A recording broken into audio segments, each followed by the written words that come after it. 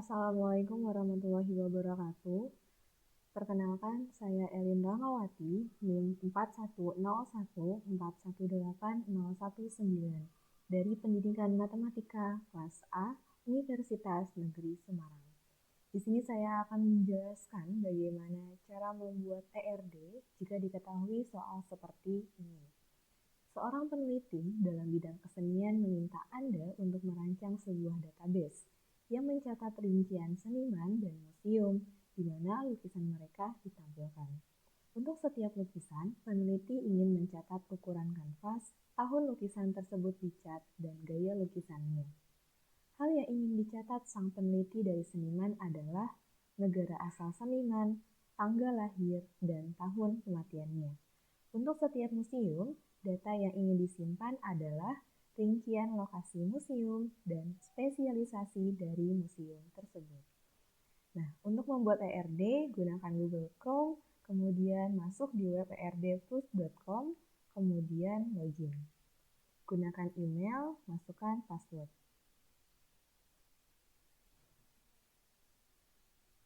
Tampilan ERD seperti ini, kemudian klik New Folder, kita beri nama database latihan 2.3. Kemudian pilih Grab. Kemudian kita cari foldernya database latihan 2.3. Kemudian kita buat diagram baru, klik New Diagram, pilih namanya, yaitu diganti dengan tugas database latihan 2.3. Kemudian pilih Create. Klik, kemudian tampilannya seperti ini. Cara membuat diagram yang pertama, kita gunakan entity, pilih 3 entity. Nah, kemudian entity yang pertama, kita rubah namanya menjadi museum. Entity yang kedua, kita rubah namanya menjadi lukisan. Dan entity yang ketiga, kita rubah namanya menjadi seniman. Di setiap entity, kita beri atribut. Atributnya dengan cara add atribut. Atribut yang pertama, kita beri nama spesialisasi museum. Kenapa menggunakan underscore? Karena dua kata. Lebih dari satu kata menggunakan underscore. Kemudian atribut yang kedua yaitu rincian lokasi.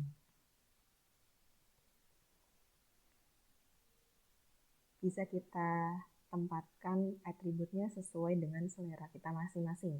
Kemudian entity yang kedua, lukisan, kita tambahkan atribut. Atribut yang pertama adalah ukuran kanvas. Atribut yang kedua yaitu tahun lukisan. Atribut yang ketiga yaitu judul. Atribut yang keempat yaitu gaya. Dan atribut yang terakhir yaitu ID lukisan. Nah, setelah itu kita atur terlebih dahulu bentuk atributnya mau seperti apa. Kemudian entity yang ketiga yaitu seniman. Kita tambahkan atribut, yang pertama adalah ID seniman. Kemudian atribut yang kedua yaitu tanggal. Atribut yang ketiga yaitu negara asal. Dan atribut yang keempat yaitu tahun. Kemudian atur atributnya sesuai dengan selera.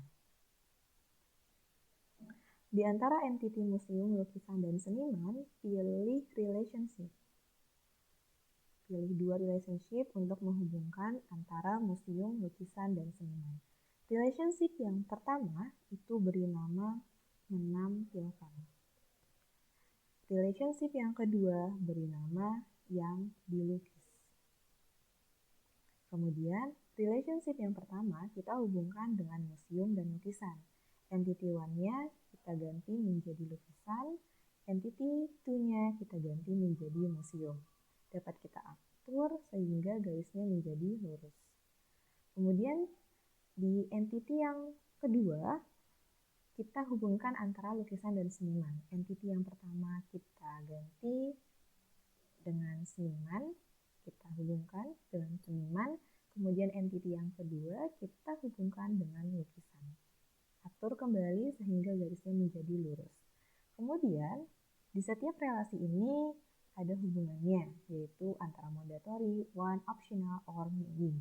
Kemudian kita pilih di entity itu yang museum, kita pilih one dan optional. Kemudian di lukisan kita pilih mandatory dan one. Kemudian di antara lukisan dan seniman kita pilih lukisan yaitu one dan mandatory. Kemudian di seniman kita pilih many dan mandatory. Nah, sehingga dapat kita simpulkan bahwa museum dengan atribut spesialisasi museum, rincian lokasi menampilkan suatu lukisan. Lukisan ini yang dilukis oleh seniman. Dan jangan lupa kita berikan primary key.